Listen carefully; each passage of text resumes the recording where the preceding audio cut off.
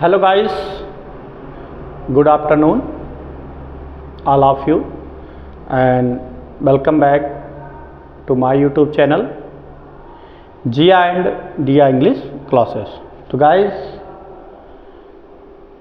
कल का जो टॉपिक था इंट्रोगेटिव सेंटेंस, तो कल दोनों एक साथ ही पढ़ा रहे थे कि जब रिपोर्टेड स्पीच किसी इंट्रोगेटिव वर्ड से शुरू होगा या इंट्रोगेटिव वर्ड के साथ साथ रिलेटिव नाउन से भी शुरू होगा। तो आधी वीडियो बनाते समय कुछ टेक्निकल प्रॉब्लम आ गई, तो इसीलिए इसको दो पार्ट में करना पड़ा।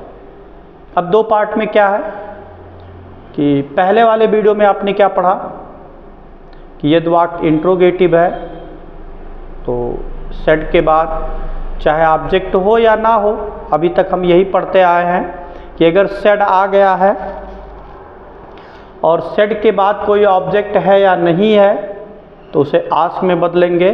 इन्वर्टेड कामा हटाने के लिए अगर इंट्रोगेटिव वर्ड से वाक्य आपका शुरू है तो इंट्रोगेटिव वर्ड का प्रयोग करते थे पिछले वाले वीडियो में, लेकिन अब की बार थोड़ा सा चेंज है। और चेंज क्या है तो चलिए हम सीखेंगे आज के क्लास में।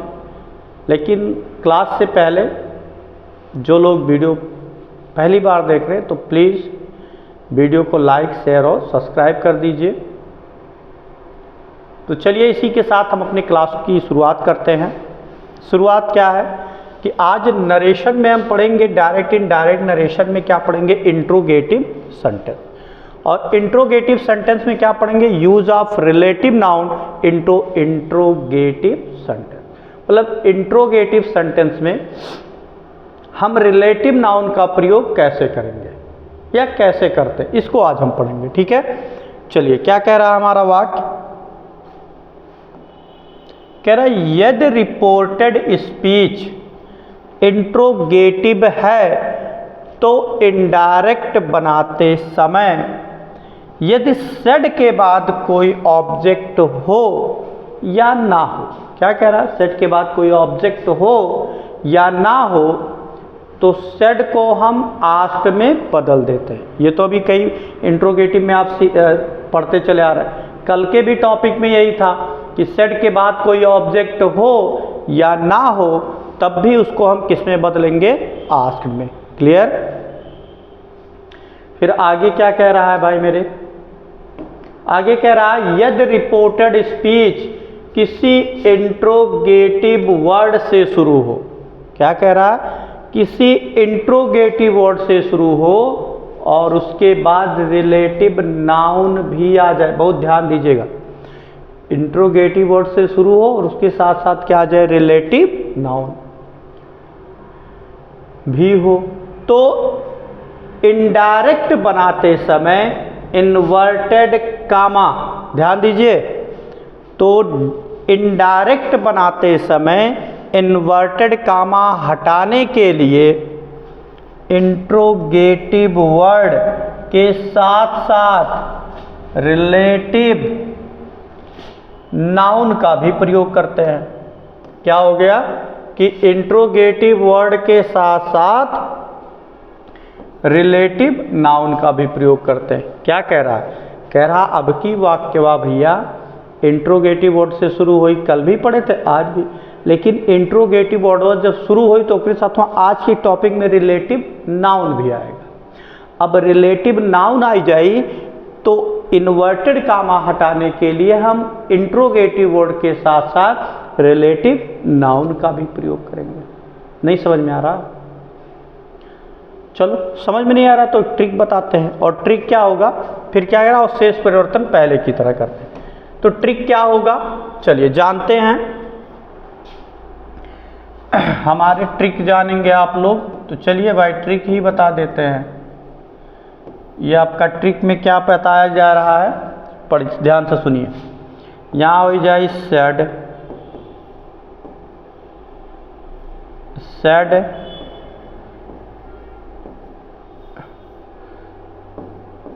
सेड टू के बाद ऑब्जेक्ट कहीं के मैं ऑब्जेक्ट को शॉर्ट फॉर्म में OBJ सिर्फ लिख देता हूँ, तो भी जानिए कि हम ऑब्जेक्ट ही लिखते हैं। ऑब्जेक्ट हो या ना हो, ऑब्जेक्ट हो या ना हो, ठीक है। तो इसको आप बदलोगे किसमें, अभी कल ही का ये फॉर्म बताया जा रहा भाई, इसको आप बदल दोगे किसमें, आस्क्ड में। यही तो चल रहा है अभी आपका इंट्रोगेटिव में, यही चल रहा है भाई कि भैया सेट के बाद कोनो ऑब्जेक्टवा हो या ना हो, ओ का बदल देना है किसमें, आस्क्ड में। अब की बार क्या होगा, यूज ऑफ रिलेटिव नाउन में क्या होगा, इनवर्टेड क्या हो जाएगा, इनवर्टेड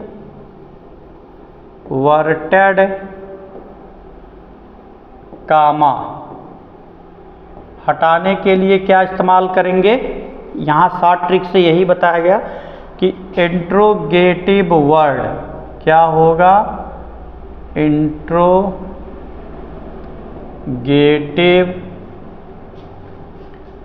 वर्ड और प्लस रिलेटिव नाउन क्या हो जाएगा, रिलेटिव नाउन। क्लियर, ठीक।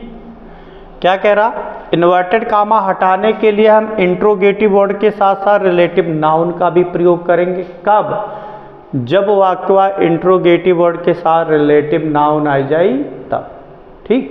यही ऊपर लिखा था। फिर उसके नीचे क्या लिखा गया था, और शेष परिवर्तन पहले की तरह। तो पहले की तरह में क्या है भाई, फिर यहाँ आपका सेंटेंस आ जाएगा। क्या आ जाएगा, सेंटेंस। तो सेंटेंस में क्या बताया गया था, सेंटेंस में बताया गया था यदि वाक्य क्या हो, इंट्रोगेटिव, ये पहले की तरह है। यदि वाक्य इंट्रोगेटिव हो तो उसे किस में बदल दोगे, अफर्मेटिव में। यही तो बताया गया था, उसे बदलोगे आप अफर्मेटिव में। अफर्मेटिव में क्या हो जाएगा, अफर्मेटिव सेंटेंस में, ठीक। यही बताया गया था कि यदि वाक्य आपका क्या आ जाए, इंट्रोगेटिव आ जाए, तो इनडायरेक्ट बनाते समय उसे बना देंगे अफर्मेटिव में। लेकिन कह रहा अगर इंट्रोगेटिव के साथ साथ निगेटिव भी रहे, यहां अगर कह दे इंट्रोगेटिव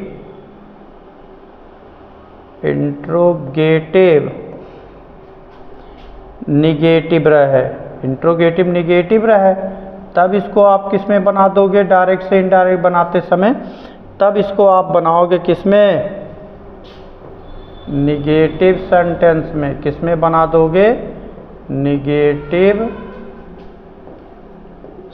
सेंटेंस में। किस में, निगेटिव सेंटेंस। क्लियर, ये पहले वाला परिवर्तन रहा।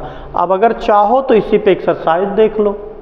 अब कुछ नहीं करना, जितना मैंने लिखा है उतना आपका 1, 2, 3 या 4 लाइन, इसको मान लीजिए 4 लाइन में मैंने कंप्लीटली बता दिया। जितना मैंने आपको लिखित लिखाया, लिखना पड़ेगा उतना मैंने आपको 3 से 4 लाइन बता। कुछ लोग कह रहे हैं सर जी घोर घोर यही सब बता रहे हैं घुमा घुमा के। अरे भैया घुमा घुमा के नहीं, मैं आपको तोड़ के बहुत छोटे छोटे एकदम बेसिक से मैंने आपको डायरेक्ट इनडायरेक्ट नहीं, ग्रामर जब जो भी मैंने जितने भी मैंने वीडियो बनाया बहुत बेसिक से मैंने आपको बनाया। जो पहली बार पढ़ रहा है उसको भी समझ में आ रहा है। तो इतना बुरा मत मानिए कि सर जी घुमा घुमा के पढ़ा रहे हैं, लेकिन जब भी घुमा रहे हैं उसमें कोई ना कोई एक नई टॉपिक है, हर चीज़ें वही है। आज क्या है, आज क्या, interrogative word plus relative noun, यही तो है। चलिए आगे आते हैं। अब आगे जब आएंगे तो इस पे हम एक्सरसाइज भी कर लेते हैं। जैसे एक्सरसाइज में हमारा क्या होगा, पहला question, he said to me,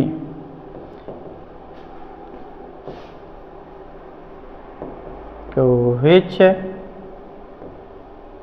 pen have you stolen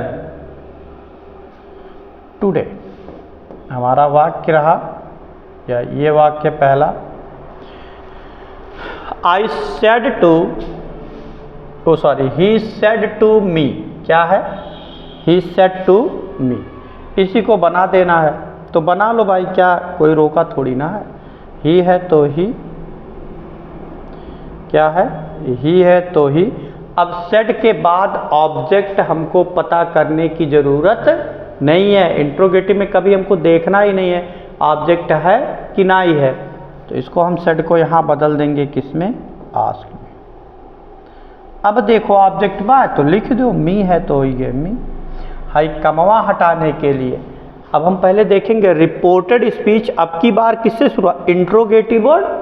और इंट्रोगेटिव वर्ड के बाद अगर तुरंत कौनो सहायक क्रिया लिखा है तब तो जान लीजिए उसमें रिलेटिव नाउन का। देखो कुछ लोग कहेंगे सर जी रिलेटिव नाउन पहचाना कैसे जाता है, तो मैं वही बता रहा हूँ।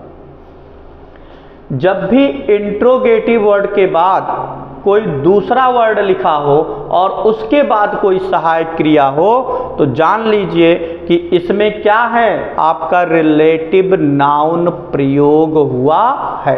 कैसे भैया, व्हिच हो गया इंट्रोगेटिव वर्ड।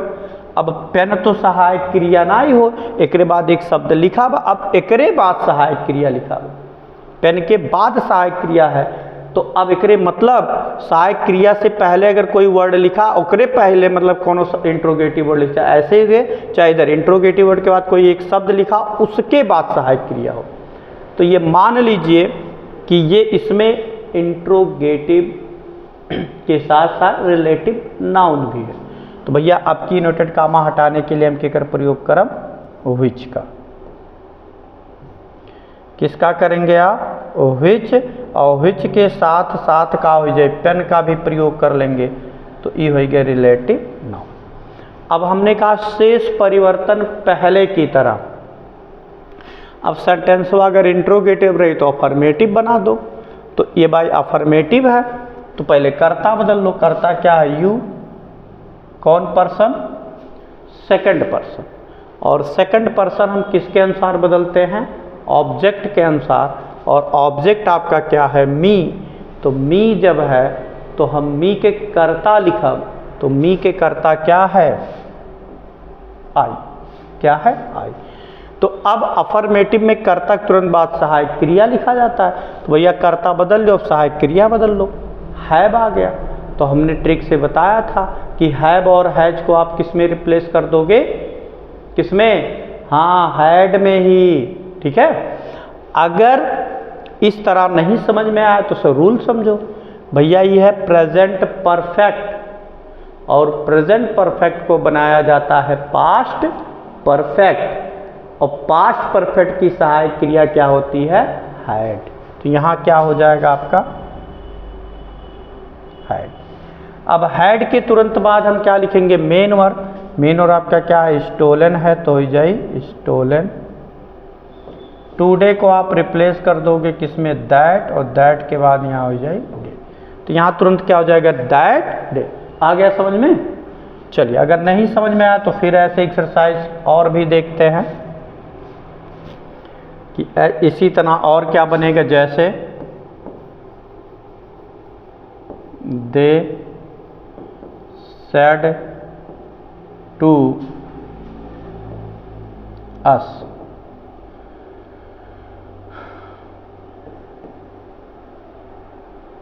हाउ मेनी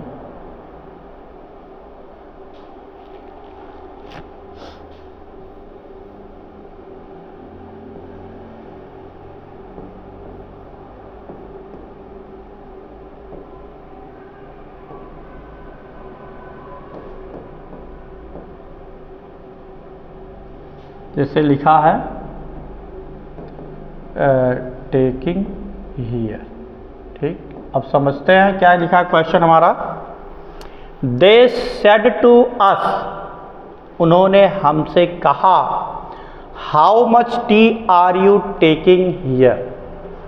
अब इसी को हम बदल देते हैं। अब इसको जब बदलेंगे तो दे है तो हो गया दे। सेड की जगह पे आपको लिख देना है यहाँ क्या, आस्क्ड। अस है तो हो गया अस है। कामा हटाने के लिए हम क्या करेंगे, इंट्रोगेटिव वर्ड का प्रयोग करेंगे और इंट्रोगेटिव वर्ड आपका क्या, हाउ मच। अब हाउ मच के साथ इसका रिलेटिव नाउन क्या है, टी, तो यहाँ हम टी भी लिखेंगे। अब टी के बाद हम कर्ता बदलेंगे, कर्ता क्या है, यू। कौन सा पर्सन, सेकंड, और सेकंड पर्सन हमेशा बदला जाता ऑब्जेक्ट के अनुसार, और जो ऑब्जेक्ट रहेगा उसका कर्ता हमको यहाँ लिखना। तो उसका कर्ता क्या, अस, और अस को हम यहाँ बदल देंगे वी में। किस में बदल देंगे, वी में। यू निकल गया तो यहाँ बचा क्या, आ। तो हमने ट्रिक से क्या बताया था कि इज एम आर को आप बदलोगे वाज या वर में। किस में कहा था, वाज या वर में। तो अगर ऐसे नहीं समझे तो ये हुआ प्रेजेंट कॉन्टिन्यूअस, और प्रेजेंट कॉन्टिन्यूअस को आप बदलोगे किस में भाई, प्रेजेंट कॉन्टिन्यूअस को बोला जाता है पास्ट कॉन्टिन्यूअस टेंस में, और पास्ट कॉन्टिन्यूअस टेंस की सहायक क्रिया होती है वाज और वर। तो वी बहुवचन है, और बहुवचन के साथ क्या लिखा जाएगा, वर। टेकिंग है तो यहाँ हो जाएगा आपका टेकिंग। हमने कहा हियर को जब भी बदलना हो तो उसी के पहले टी बढ़ा दीजिए, हियर को हम बदल देंगे देयर। ठीक,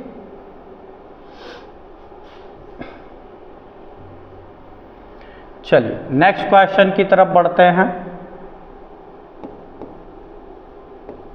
ही said, comma inverted comma,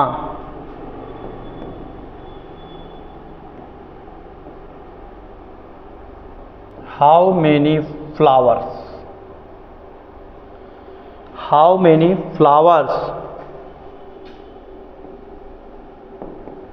did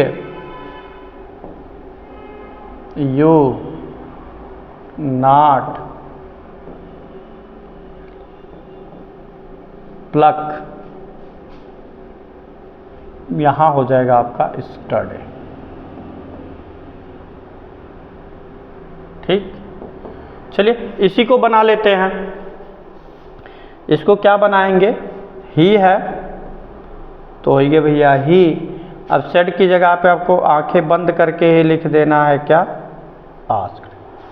अब इन्वर्टेड कामा हटाने के लिए हाउ मेनी, क्या लिखेंगे, हाउ मेनी। अब हाउ मेनी के बाद इसका रिलेटिव नाउन क्या है, फ्लावर्स, तो यहाँ हो जाएगा आपका क्या, फ्लावर। अच्छा, कुछ लोगों को कन्फ्यूजन होगी कि हाउ मच और हाउ मेनी का प्रयोग कहाँ किया जाता है। तो देखिए हाउ मेनी का प्रयोग वहाँ किया जाता है जो उसके साथ रिलेटिव नाउन हो, उसको हम आसानी से काउंट कर सकें। तो उसके लिए हम हाउ मेनी का प्रयोग करते हैं, और जिसको हम काउंट ना कर सकें, चाहे तौलें चाहे मापें, उसके लिए हम किसका प्रयोग करते हैं, हाउ मच। ठीक है, तो इसीलिए हाउ मच और हाउ मेनी में यही अंतर होता है।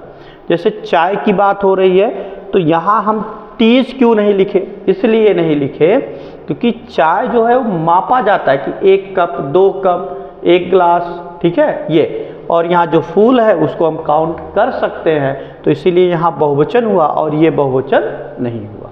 ठीक है, तो हो गया he asked how many flowers. ठीक, अब उसके तुरंत बाद हम फिर पहले जैसा कर लेंगे। यू कौन सा पर्सन, सेकंड, किसके अनुसार बदलेंगे, ऑब्जेक्ट, और ऑब्जेक्ट है इसमें नहीं है, तो ऑब्जेक्ट ना ही है तो हम कुछ मानेंगे, और जो मानेंगे उसके अकॉर्डिंग हमको यहाँ लिखना है। अगर मान लिए यहाँ मी, तो मी के अकॉर्डिंग हम क्या लिख सकते हैं, आई। अब यू जब निकल गया तो कौन नाट बचा, डिड नाट।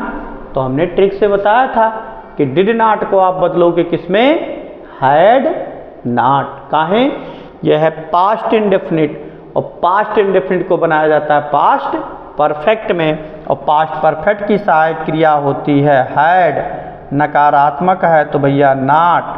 अब यहाँ देखिए डिड नाट के साथ क्रिया की पहली अवस्था, लेकिन जब ये बदल जाएगा हैड नाट में तो क्रिया की कौन सी अवस्था यहाँ लिखी जाएगी, तीसरी।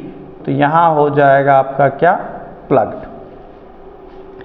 स्टरडे को आप बदल देंगे द प्रीवियस डे, किसमें बदल देंगे, द प्रीवियस डे। क्लियर? चलिए और आगे चलते हैं।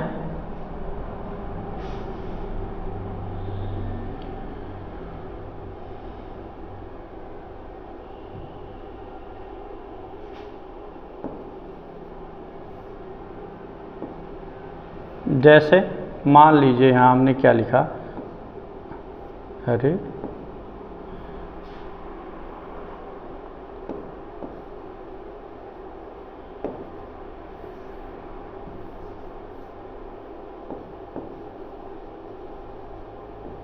they said to you, कामा कामा हमने लिखा whose food, whose food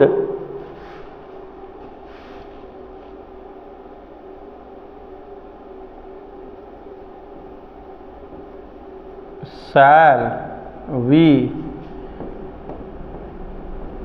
take tomorrow।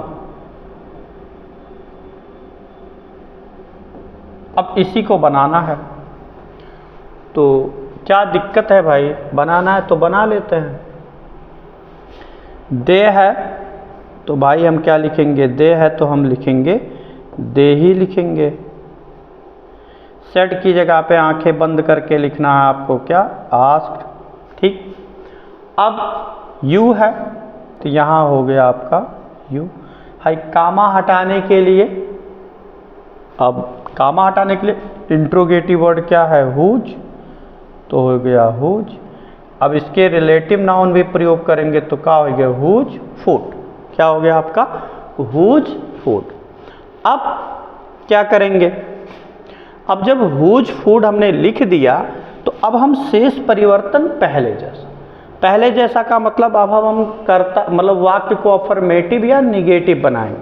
तो पहले कर्ता बदलेंगे, वी कौन सा पर्सन, फर्स्ट, और फर्स्ट पर्सन किसके अनुसार, सब्जेक्ट, किसके अनुसार, सब्जेक्ट, और सब्जेक्ट आपका है क्या, दे।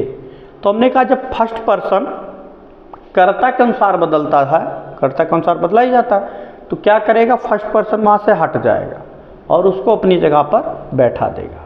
तो अब यहाँ नया कर्ता की हम बात करें तो वी की जगह पे नया कर्ता क्या बन जाएगा, दे। देखिए वी के साथ शैल लगा, मतलब इधर का टेंस नहीं बदलेगा। हम कई बार बताएं आपको कि फ्यूचर का कोई भी टेंस बदला नहीं जाता। हाँ, अंतर क्या होता है, शैल को शुड में और विल को वुड में, लेकिन शर्त लगा रहे हैं कि नए के कर्ता के अनुसार। तो अब नया कर्ता इसमें क्या बना, दे, तो वी के साथ है शैल, तो दे के साथ है क्या लगी, विल। क्या लगी भैया, विल, और इसी विल को हमको किस में बदल देना है, वुड में। किस में बदल देना है, वुड में। और उसके बाद टेक है तो हो गए टेक, क्या है, टेक है तो हो जाए टेक। टुमारो को आप बदलोगे किसमें, द नेक्स्ट डे या the following day, the next day या फॉलोइंग। क्लियर? चलो और दो एक एक्सरसाइज देख लेते हैं। अब अगर देखा जाए तो ये आपका हो गया खत्म।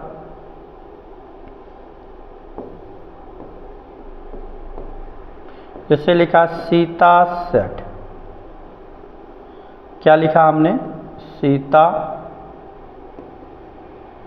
अरे भाई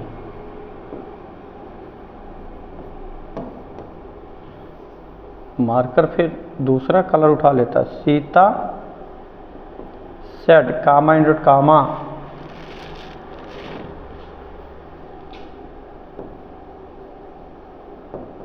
which book do you not buy। लिखा Sita said which book do you not buy. इसी को हमको बनाना है और बनाना है तो बनाएंगे भी भाई। चलिए आ जाते हैं। सीता है तो होगी सीता। सेड है तो क्या आंखें बंद करके लिख देना है भाई मेरे, आस्क्ड। इन्वर्टेड कामा हटाने के लिए इंट्रोगेटिव वर्ड, तो इंट्रोगेटिव वर्ड आपका है विच। विच के साथ आपका रिलेटिव नाउन क्या है, बुक, तो हुआ बुक। अब फिर हम कर्ता बदलेंगे। कर्ता आपका यू, सेकंड पर्सन, और बदला जाएगा ऑब्जेक्ट के अनुसार। तो ऑब्जेक्ट कुछ है नहीं है, तो यहाँ कुछ मान लो यहाँ दम मान लिए, तो नए का कर्तवा का होई गए दे, का होई गए दे। अब यू जब निकल गया तो कवन नाट बचा, डू नाट। तो हमने ट्रिक से बताया था कि भैया डू नाट या डज नाट को आप रिप्लेस कर दोगे किसमें, डिड नाट में। किसमें रिप्लेस करोगे, डिड नाट में। और डिड नाट के साथ भी क्रिया की वही पहली अवस्था का ही प्रयोग करेंगे, बाई है तो बाई। अगर इस तरह देखा जाए तो अब आपका पूर्ण रूप से डायरेक्ट से इनडायरेक्ट में इंट्रोगेटिव सेंटेंस हो गया पूर्णतया खत्म। क्या हुआ, पूर्णतया खत्म हो गया भैया। इंट्रोगेटिव आपका पूर्ण रूप से हुआ खत्म। लेकिन एक चीज़ ध्यान देना, आपका जब भी क्वेश्चन पेपर में पूछा, बोर्ड पेपर में इंट्रोगेटिव सेंटेंस ही पूछता है अधिकांशतः, तो आप इंट्रोगेटिव सेंटेंस को बेसिक से लेकर के लॉन्ग तक, इसका 4-5 वीडियो हमने बनाया है, तो प्लीज़ सभी वीडियो के घर फिर से रिवाइज कर लीजिएगा अच्छी तरह से, क्योंकि ये बहुत ही इम्पॉर्टेंट होने वाला है।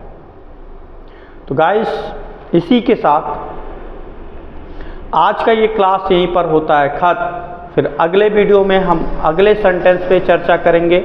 तब तक के लिए बने रहिए आप हमारे यूट्यूब चैनल से। इसके लिए सभी लोगों को बहुत बहुत धन्यवाद। और इसी के साथ हमारा एक क्लास होता है आज खत्म। अगले क्लास में फिर मिलेंगे, तो सभी को जय हिंद, जय भारत।